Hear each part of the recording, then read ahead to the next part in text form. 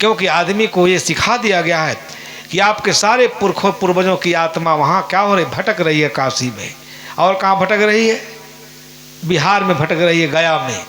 लोग जाते हैं अपने पुरखों के लिए, उद्धार के लिए, पिंडा पर आते हैं। इतना अकल पर ताला लग गया है। वो सतुआ उतुआ होता है कुछ, और उसका वो बनाते हैं गोल गोल, बैठ करके पंडित जी श्लोक कहते हैं, पत्ता पर रखते हैं, उनके सारे पुरखे खाते हैं, और वहीं चींटी मीटी कौआ सब खाने लगते हैं। इनके पुरखों का तो आता पता है नहीं। कितना ढोंग है, इतनी जड़ता है। अब इस जड़ता ने समाज को, समाज के बुद्धि का कत्ल कर दिया, हत्या कर दिया। अब बड़े लोग प्रसन्न हो के आते हैं। हम गए थे गया ठाकुर द्वारा, अपने हमारे कई पीढ़ी के लोग वहीं मर रहे थे, बिलबिला रहे थे, कोई गया ही नहीं उनको पिंडा पर आने। वो बताइए उनको मुक्ति कैसे मिलेगी? इतना बड़ा अज्ञान है। जो समाज जन्म से लेकर के मृत्यु, श्मशान घाट तक, श्मशान घाट पर भी आपको मुक्ति नहीं है। मरने के बाद भी सब कुछ ब्राह्मण अपने झोली में रखा है। जब तक वो फूंक नहीं मारेगा, जब तक वो मंत्र नहीं पढ़ेगा, तंत्र नहीं पढ़ेगा, उस पैंती आपको नहीं पहनाएगा, तब तक ना आपके पुरखे स्वर्ग जा सकते, ना आपका कल्याण हो सकता। इसलिए इस देश में कबीर साहब इस देश का समुद्धार करता है, उद्धारक है। उसको ठीक से पढ़ाना चाहिए, घृणा करने की जरूरत नहीं है। उसको पढ़िए क्या कह रहा है। जो पानी पानी मिल गयो त्यों धुर मिले कबीरा, जो मैथिल को साचा व्यास तुहर होना मगहर पास कहा। अगर मैथिल के तुम सच्चे पंडित हो, सच्चे ज्ञानी हो, वेद शास्त्र के ज्ञाता हो, तो तुम्हारी भी मृत्यु कहाँ होनी चाहिए? हरि के मार्ग में। हरि क्या है? बड़ा तत्व विवेक की बात कबीर साहब कहते हैं। अब इसलिए सारी दुनिया, पूरा भारत उसे सुन रहा था। जय मैथिल के साचा व्यास, वास्तव में सच्चे व्यास हो, सच्चे ज्ञानी हो, तो हर मरण हो मगहर, तुम्हारी मृत्यु भी मगहर में होना चाहिए, हरि के मार्ग में। हरि कहाँ है उसे समझ करके। अगर आप अपने आत्मा को जाने बिना, अपने आत्मसत्ता को जाने बिना, अभी आप कह रहे थे ना करुणेंद्र साहब, सारी समस्याओं का हल क्या है? आत्मज्ञान। ये कोई नई बात नहीं है। हमारे ऋषियों ने कहा आत्मलाभ भान परम विद्यते। आत्मलाभ से ऊंची कोई वस्तु नहीं है इस दुनिया के अंदर। लेकिन हम सब काम छोड़ देते हैं, किसके लिए? अपने कल्याण के लिए। लेकिन जिससे कल्याण होगा उसका आप कल्याण के बारे में कभी नहीं सोचते। ये कितना दुर्भाग्यपूर्ण बात है। साहब ने उनको झकझोरा जिनका पूरे भारतीय हृदय पर आधिपत्य था। आज भी आप नहीं करते हैं। साहब जी का दृष्टांत कभी कभी सुने होंगे कि एक जगह एक पंडित जी गए, कथा सुना रहे थे कहीं, तो सेठ की पत्नी गई थी, किसान था कोई बहुत बड़ा किसान, तो कहे देखो ये ठाकुर जी का जो कथा सुनता है, इनके में श्रद्धा रखता है, विश्वास करता है, और इनके नाम पर दान पुण्य करता है ब्राह्मण को, और किसी को नहीं, ब्राह्मण को। पूरा गरुड़ पुराण पढ़ जाइए, ब्राह्मण के सिवाय यहाँ इस देश में कोई पवित्र आत्मा है ही नहीं। चाहे जितना सड़ा गला है, शराबी है, कबाबी है, विषयी है, व्यभिचारी है, परंतु ब्रह्मा का सगे भाई भतीजा रिश्तेदार है, उसके बिना आप नहीं जा सकते। गरुड़ पुराण में लिखा सब दान ब्राह्मण को देना चाहिए। चाहे ब्राह्मण बिसली हो, कामी हो, शराबी हो, कहीं चरित्र का निर्धारण नहीं किया गया है, तभी आप स्वर्ग जा सकते हैं। अब उस सत्यनारायण महाराज का कथा सुना रहे थे, तो उन्होंने कहा कि महाराज ऐसे बात नहीं बनेगी। सुन रही थी जाकर के, वो प्रेम से सुन रही थी, उसके मन में श्रद्धा उपजा कि हमारे घर तो कभी सत्यनारायण का कथा ही नहीं हुआ। आके अपने पति से लड़ पड़ी, अगर आज कथा का दिन नहीं निर्धारित किए तो आप ही रहेंगे घर में, नहीं तो मैं ही रहूंगी घर में। इतना भूत सवार हो गया कथा का। तो किसान चालाक था, कहा नहीं बिल्कुल कथा सुनाएंगे। कहे बताइए दान दशा की व्यवस्था किए, ऐसे थोड़े महाराज जी कथा सुनाएंगे। उन्होंने कहा हम पंडित जी को इतना देंगे, पंडित जी कहीं पाए नहीं होंगे। पंडित जी को बुला के लाए, कहे महाराज हमारे यहाँ सत्यनारायण का कथा कहिए, मैं आपको एक जोड़ा बैल हल सहित दूंगा। पंडित तक वो खुश हो गया, गदगद। हल बैल कौन देता है? आज के ज़माने में हल बैल का कीमत नहीं है। पंडित चले गए। किसान बड़ा चालाक आदमी था, वो बढ़ई को बुला करके दूट खूब बढ़िया बढ़िया बैल बनाया, लकड़ी का जुअठा बनाया, हल बनाया, सब कुछ बना के घर में रख दिया। कथा सुनाया। कथा सुनाने के बाद पंडित जी कहे जजमान आपने कहा था एक जोड़ा बैल देंगे, वो बैल कहाँ है? कहे महाराज बिना मतलब हाथ पैर मार रहे हैं, आपका हल बैल सब रखा हुआ, बड़ी जतन से रखा हुआ, जब जाएगा आपको दे देंगे। कहे जल्दी लाओ जजमान, आप कथा सुना दिए, जाने का समय हो गया। कहे ठीक है महाराज बैठिए। वो पूरा किसी चीज में रखा था, ढक ताप तोप करके और खोल करके लकड़ी का 2 बैल जो उठा ले आकर उनके सामने रख दिया। रखते ही पंडित जी का तो पारा 7वें आसमान पर चला गया। कहे इतना बताए वो धर्म के साथ इतना बड़ा अनित अनाचार, नालायक कहेगा, शर्म नहीं आती है। कहिए लकड़ी का बैल मेरा हल जोतेगा। कहे महाराज किसान बड़ा चालाक था कि लकड़ी का बैल अगर आपका खेत नहीं जोतेगा तो पत्थर का ठाकुर क्या हमको धन दौलत सब कुछ माल माला कर देगा, क्या देगा आपको? इतना अकल नहीं आपको। इतनी लड़ाई हुई, पंडित जी बोरिया बिस्तर लेके भाग गए। आज जागने की जरूरत है। अगर आप इन चीजों में पड़े रहेंगे कि गंगा नहाने से मोक्ष, कथा सुनने से मोक्ष, श्रीमद् भागवत सुनने से मोक्ष, अनेक। एक चीज मैं आपको भूला गया, तो धर्म स्वरूप साहब बताए, वहां लोग पहुंचे जब तो एक छोटी सी बच्चिया थी बेचारी, और वो 24 घंटा खाए बिना मर रही थी और सबको बाछी छुआ रहा था। 1001 रुपया, 1051 रुपया, 1051 से नीचे तो उसका कोई दाम ही नहीं था, जितना सुन ले बैतरणी। और बच्चिया बेचारी क्या पता सबसे लेके बैठा था, मरे जा रही थी। तो उनके साथ जो गए थे देखने वाले कहे साहब थोड़ा हम जा रहे हैं देखें घाट पर। कहे तुम क्या करने जाओगे बेवकूफ़ कहीं का? कह रहे देखने तो दीजिए। अब वही कह रहा है 1051, 2051, 5051। ये कहे ठीक है भाई, ये 2500 रुपया लीजिए, 2051 ले लीजिए। ले लिया, बड़ा जाल फंस गया। कहे ठीक है बैठो यहाँ। बच्चे छुआ रहा है। मरने के बाद लोग बाछी छुआते हैं, क्या है आपका? अब जब बैठा तो कहा भाई देखो, बच्चिया का पोंछ पकड़ लिया, छू लिया। अब बच्चिया लेकर के चलने लगा। अब चलने लगा तब तो ब्राह्मण एकदम आग बबूला, लड़ाई झगड़ा शुरू हो गया। बताओ तुम तो महाअधार्मिक हो, ये क्या कर रहे हो, हमारी बच्चिया लेके जा रहे हो? वो कहे भाई तुमने कहा कि 2051 रुपया, मैंने तुमको पैसा दे दिया, अब तुमको क्या चाहिए? तुमको पैसा मैंने दे दिया ना बाछी छुपाने का, बाछी लेके जाने दो। अब बाछी लेके चले गए, पीछे पीछे झगड़ा झांसा करता हुआ जा रहा। साहब वहाँ बैठे थे। कहे साहब को देख करके साधु हैं, तो उन्हीं का आदमी था। कहे महाराज देखिए इतना एक पतित आदमी, इसको मैंने बाछी छुआया, कल्याण का काम किया, हमारी बाछी लिए जा रहा। इतना नालायक, इतना दुष्ट है। बताइए आगे भी कितने लोग आ रहे हैं, कैसे मैं बच्चियाँ छुआऊँगा? अब झगड़ा झांसा होने लगा। साहब कह रहे भाई एक चीज़ बताओ, अगर ये बच्चिया हमको नदी पार करा दे तुम्हारे सामने, मैं पूंछ पकड़ रहा हूँ, इसी को अगर पार करा दे संगम को, तो तुमको मैं 5000 रुपये दूँगा। इसका तो पूंछ पकड़ेंगे तो बीच में ही मर जाएगी। बताओ भवसागर कैसे पार कराएगी? अब साहब का जवाब सुनकर और चाकने लगा, अचकचाने लगा। ये साधु भी तो इसी लाइन का निकला, कह रहा है 5000 रुपया ले लो। तुम लोग दुनिया को कितना ठगते हो, कितना धोखा देते हो, बेईमान कहीं का। बच्चियाँ मरे जा रही है, तुम जो सबको स्वर्ग भेज रहे हो, बैतरणी पार करा रहे हो। ये सब मैं बात इसलिए उठा रहा हूँ, इतना भ्रम है। आज उसी गंगा में, उसी नदी में, उसी काशी में कबीर साहब का ज्ञान आप पढ़ें। इसलिए वो कहते हैं कि तुम्हारी भी मृत्यु सत्य की खोज करते, हरि माने सत्य, सत्य की आराधना से तुम्हारा कल्याण होगा। और तुम्हारे निज आत्मा के सिवाय यहाँ कुछ भी सत्य नहीं, सब मरणशील, सब परिवर्तन, सब तुच्छ। तुम्हें उसका ज्ञान है? तुम्हारा मरण है मगहर पास, मगहर मरे मरे नहीं पावे अंते मरे। आत्मज्ञानी ही मृत्यु को जीत सकता है, और कौन जीत सकता है? कोई जीत सकता है? जदा सर्वे प्रमुचंते कामा सिद्धिस्ता, उपनिषद के ऋषि लिखते हैं।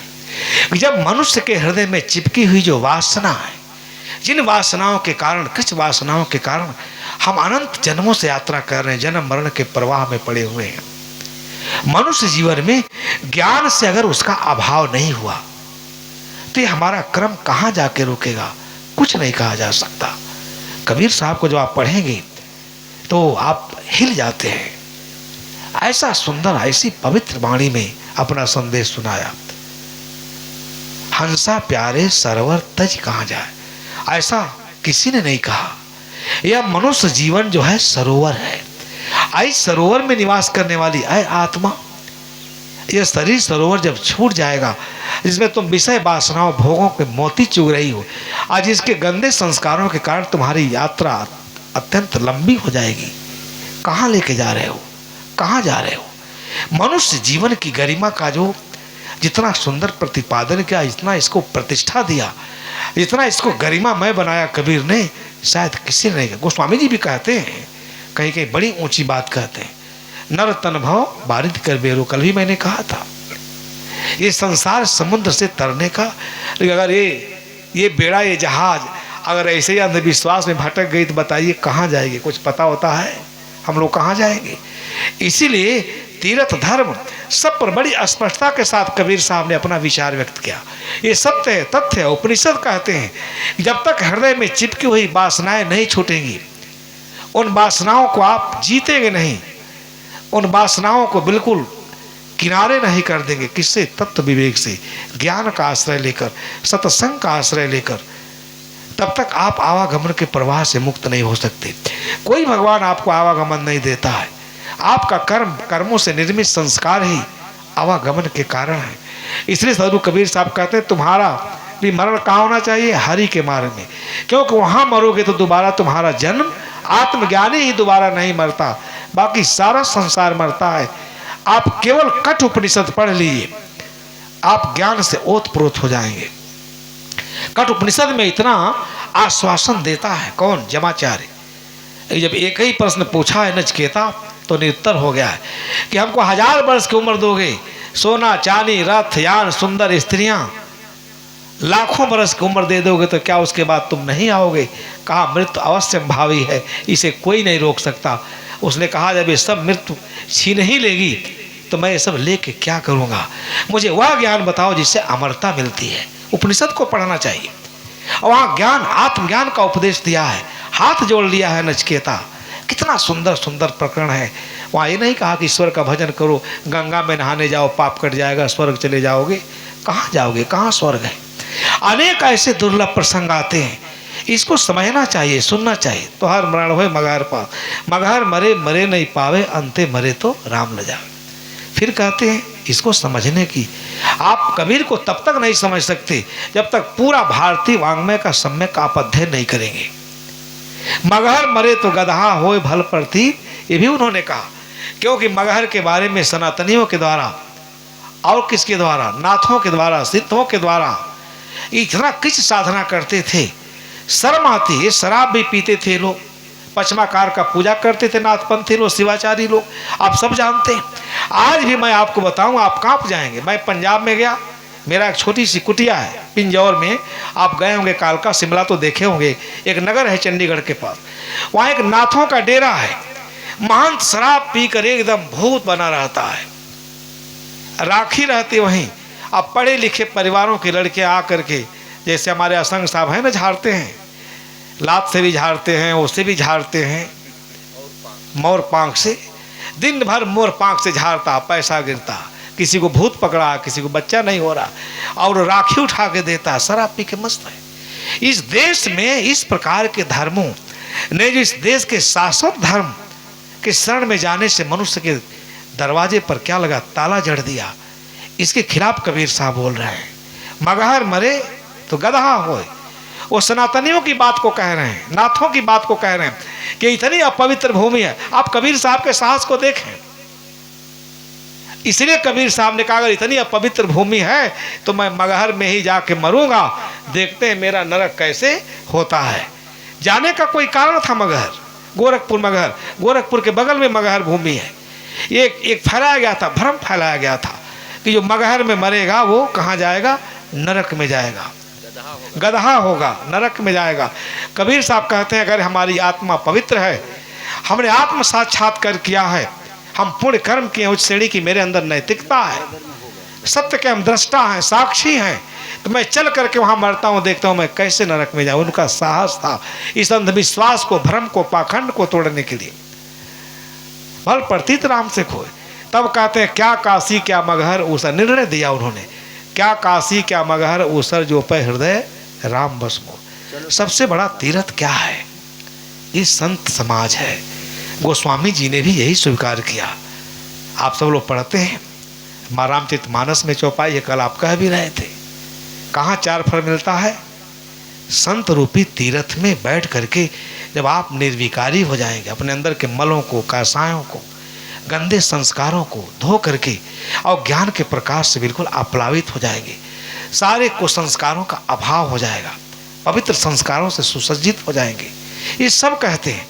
किसी ने नहीं कहा वह गंगा में जाने से आपको मोक्ष होगा, आप स्वर्ग जाएंगे। पानी ही तो है, चाहे हरिद्वार में नहाओ चाहे यहाँ नहाओ।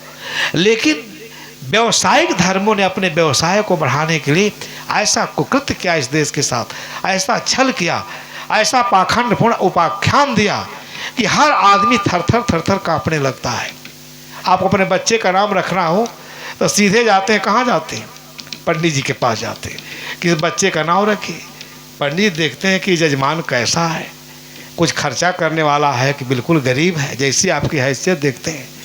कहते देखो बिल्कुल सतैसा में पड़ गया है, ये नया नया नवजात शिशु है, अब इतने ब्राह्मणों को जूता छाता दो खिलाओ, सब सतैसा कट जाएगा। हम एक दिन, ये उत्तर प्रदेश का एक जिला है बहराइच, एक ऐसे साधु जैसे साहब है ना, श्री विवेक साहब, बड़ा निर्मल हृदय का साधु। तो सब लोग बैठे थे, श्री प्रज्ञा साहब थे, आप लोग जानते होंगे। भीड़ नहीं थी, शाम को सत्संग होता है। कहे ठीक ठीक उसको बुलाओ, वो भजन गाएगा, अभी बिना बुलाए लोग आ जाएंगे। इतना बढ़िया भजन गाया, तार्किक भजन, हम भी सुन के दंग रह गए। क्या गाया? पागल हो गए नर और नारी, पूजे बिरवा पथरा। इतना राग से गाया कि भर भर महिलाएं आके सब बैठ गई, सब भर गया। बड़े सवेरे उठ के नारी, बरगद पूजन जामे। आपके यहाँ भी पूजती होंगी सवेरे, पति को भले नहीं पानी देती होंगी हमारी बहनें, सीधे कहाँ चले? बरगद के पेड़ के पास चली जाएंगी। ये अंधविश्वास, ये ढकोसला। बड़ा सवेरे उठ के नारी, बरगद पूजन जावे, सूत लपेटे भावर डोलें, उनके आचरण दे बयारी, पूजे बिरवा पथरा। पागल हो गए नर और नारी, पूजे बिरवा पथरा। आगे की लाइन बड़ी अच्छी है, हमको याद नहीं है। उसी बरगद पर कौआ आके हगता है, टट्टी करता उसी देवता के ऊपर, एक बार नहीं भगा पाते। अये जाके भोग लगा करके वहाँ ऐसा बेना होंकते नो खिलाने के लिए, पति को नहीं देगी। कितना भ्रम है, उनके मन में गलत चीज बैठ गई है, इसलिए वो ऐसा कर रही है, उनका दोष नहीं है। इसलिए सदगुरु कबीर साहब का जो सारा चिंतन है, दर्शन है, इसी के परिप्रेक्ष्य में है। बंद कर दिया जाए, बहुत समय हो रहा है। तो विषय तो ऐसा है, मैं इस पर बोलता रह जाऊंगा। तो बंधु, मेरे कहने का मतलब है कि सारा हमारे जीवन में जो कुसंस्कार हैं, जो धर्म के रूप में हमारे अंदर प्रतिस्थापित हो चुके हैं, उनके लिए हमको अच्छा दर्शन चाहिए, अच्छी दृष्टि चाहिए। कबीर के दर्शन में वो दृष्टि है, वो साहस है। इसलिए कहते हैं कि जो कबीर काशी मरे तो राम है कौन। ये बहुत आत्मबल देते हैं। किसको? हम काहिल लोगों को, जो अपना सब कुछ हम लोग समर्पित कर दिए हैं कि काशी में ही मरने मात्र से अगर मुक्ति है तो राम की खोज करने की क्या आवश्यकता है, स्वर्ग की क्या आवश्यकता है। इसलिए जो कबीर काशी मरे तो राम है कौन नहीं हो रहा, राम राम कहने की क्या जरूरत है? कोई ज़रूरत है राम राम कहने की? आप बताइए। जाके सब लोग काशी में मर जाइए, डुबकी लगा के चले आइए। हम तो देखते हैं ऐसा ऐसा अंग्रेजी में अप्रिसिएट किया जाता है कि फॉरेनर्स आकर के, और एक साधु था एकदम जटा उटा रखा था, बाल बच्चा वाला था, और उसको कैसा अप्रिसिएट करता था, उसके साथ वो गांजा पीता था, गांजा पीकर समाधि लगाता था।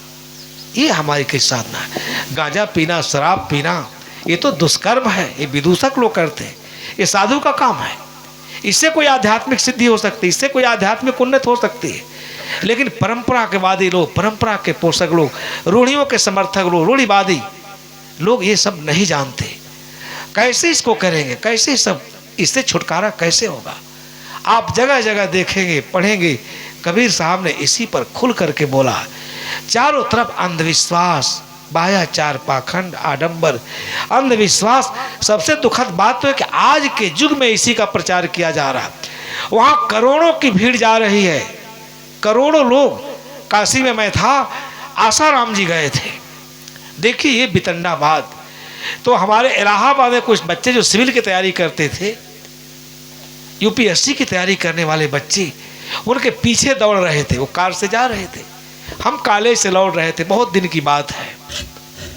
क्योंकि शाम को मैंने देखा था, एक बागीचे में ठहरे थे, तो हमारे बनारस के एक सेठ थे, उनके पास कोई औलाद नहीं थी, तो इतना बड़ा परात में रुपया पैसा स्वर्ण 2-4 स्वर्ण मुद्रा था, चांदी था, लोगों ने बताया, और सर पर लिए रोते हुए जा रहे हैं आसाराम जी के पास कि महाराज मेरे पास सब कुछ है लेकिन एक पुत्र नहीं है। हमको लगा जैसे आसाराम जी के झोली में पुत्र बैठा, निकाल के इनको दे देंगे। ये इतनी गलत फहमी है। आज आप भी यही काम करते हैं, सोखा बोझा बैगा। इतना तंत्र मंत्र के चक्कर में पढ़े लिखे लोग पड़े हुए हैं, समझ में नहीं आता ये देश को आप कहाँ ले जाना चाहते हैं। वैज्ञानिक बोध के साथ धर्म का बहुत मूल्य है, धर्म का अर्थ है, लेकिन धर्म वैज्ञानिक संदर्भ के साथ आप ग्रहण करिए, तब धर्म से आपका हित होगा, आपका उपकार होगा, आप अपना कल्याण कर सकते हैं। पाखंड के आवरण में लिपटा हुआ जो धर्म है वो आपको और अंधा बना देगा, आपका आंख फोड़ देगा। इसलिए आज ये धार्मिक लोग हमारे कान में काग डाल दे रहे हैं, कान शीशा डाल दे रहे हैं, आंख फोड़ दे रहे हैं, जीभ काट दे रहे हैं। आप बोल नहीं सकते, ईश्वर वचन है। ब्रह्मा जी कहाँ पैदा हो गए? कबीर साहब जब पूछ रहे थे काशी में, जो तू करता वर्ण बिचारा जन्म 3 दंड अनुसारा। अगर आप सगे ब्रह्मा के भाई भतीजा रिश्तेदार हैं तो कान में जनेऊ आदि लेकर क्यों नहीं पैदा हो गए? आपको मल मूत्र में पैदा नहीं होना चाहिए। ये साधारण बात नहीं है, पूरे भारत को झकझोर के रख दिया था। कौन काशी में कह सकता था? उसका जहाज कत्ल कर दिया जाएगा। इतना बड़ा पूरे भारत के लोग उस अंधश्रद्धा का समर्थन कर रहे हैं। ये देश का दुर्भाग्य है। देश के पतन में यही सब सारे कारक बने हुए हैं। हम कहीं भी इस बात को कह सकते।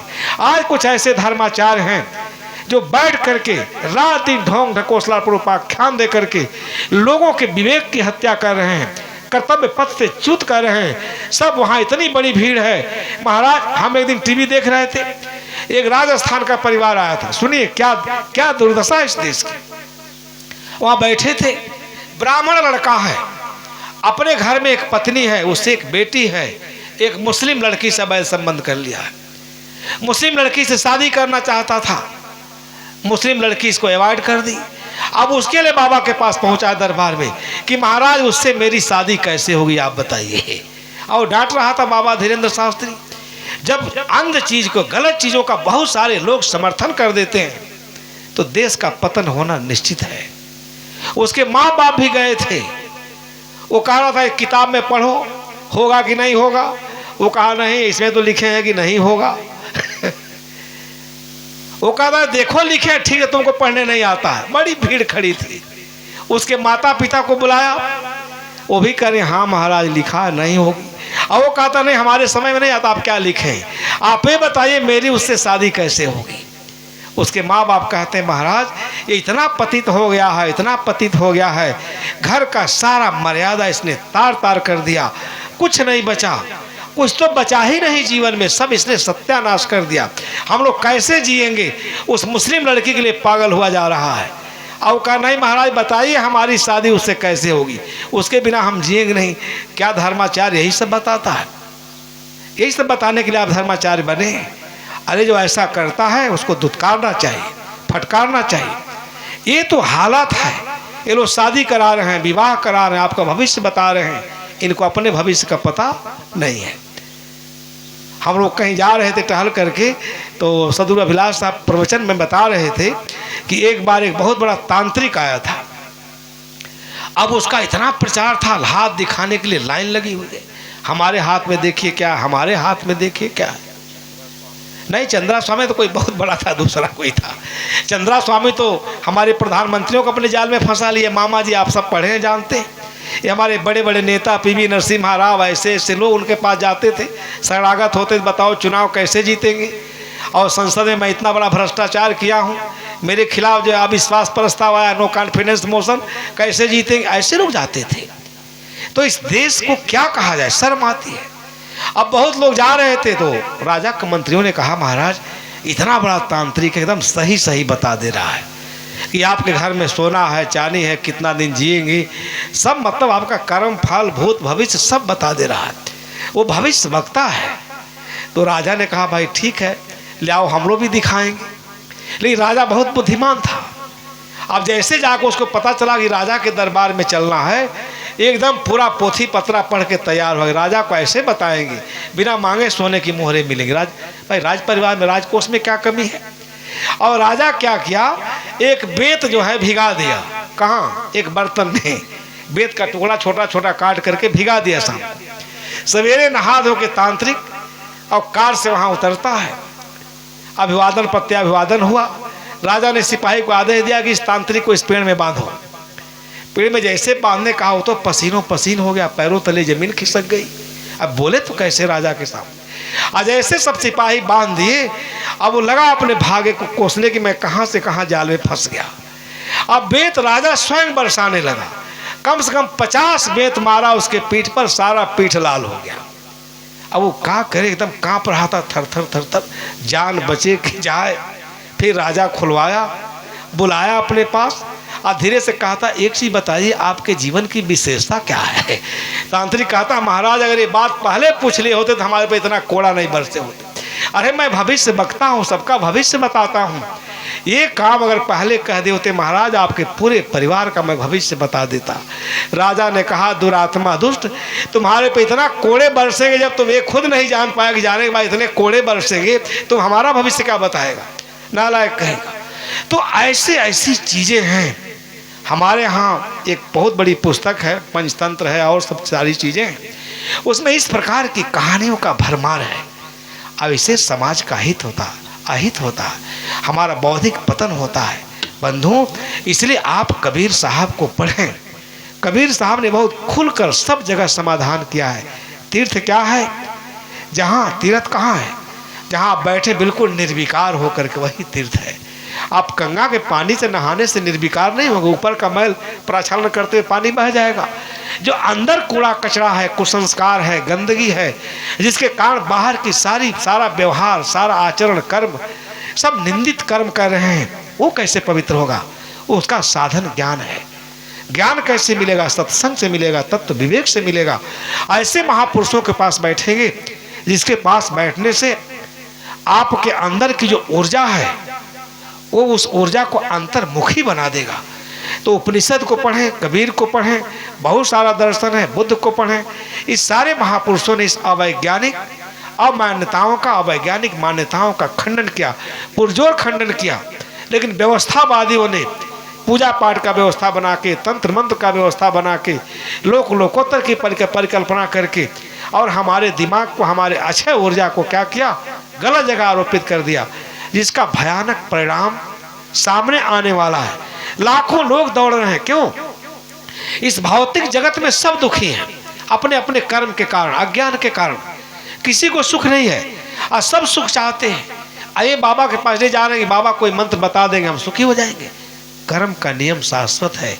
बिना कर्म किए, बिना पुरुषार्थ किए, बिना सत्य का आचरण किए कोई संसार में प्राप्त नहीं कर सकता, न कोई भौतिक उपलब्धि हासिल कर सकते। तो मैं दो बात बताया कि गोस्वामी जी एक तरह तो बहुत बढ़िया वेदांत दर्शन का चिंतन करते हैं और दूसरी जगह वो संकुचित हो जाते हैं, ज्ञान मार्ग का वहाँ विवेचन नहीं करते हैं।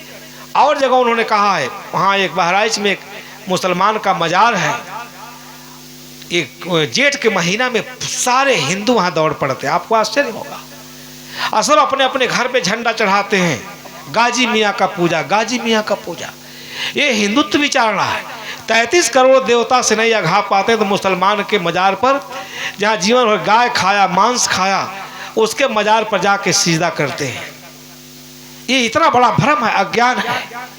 तो गोस्वामी जी ने उसके बारे में लिखा, बड़ा पारखी अविवेकी विचार वहाँ प्रकट किए।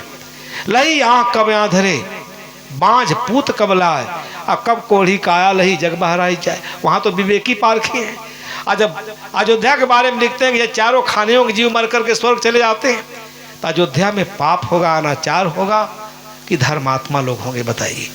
इसलिए लोग श्रद्धा के वशीभूत लिख दी। आप सबको उस पर तत्व विवेक करना चाहिए, संतों का सत्संग सुनना चाहिए। संतों के सत्संग से ही अज्ञान मिटेगा, संशय मिटेगा, भ्रम मिटेगा, और संशय भ्रम का मिट जाना ही जीवन की सार्थकता है। तभी आप सच्ची साधना कर सकते हैं, अपने जीवन का कृतार्थ कर सकते हैं। बंध मोक्ष ये सब समझ सकते हैं, बंधन क्या है, मोक्ष क्या है, सुख क्या है, ये सत्संग के बिना नहीं समझा जा सकता। तो सबसे बड़ा तीर्थ मैंने क्या बताया, आत्मा की निर्मलता, आत्मा की पवित्रता, निर्विकारी होना, निश्चल ज्ञान जहाँ मिले वहाँ जाएं। आप सब लोग अपने को निर्विकारी बनाएं। अंधविश्वास, अज्ञान, संशय, भ्रम, इसको अपने विवेक के द्वारा इसका निरसन करें और सभी लोग सुखी जीवन जिएं। यही सच्चा धर्म है और दूसरे को धर्म नहीं कहा जा सकता। तो फिर कल के सत्र में फिर चर्चा होगी। आप सबको बहुत बहुत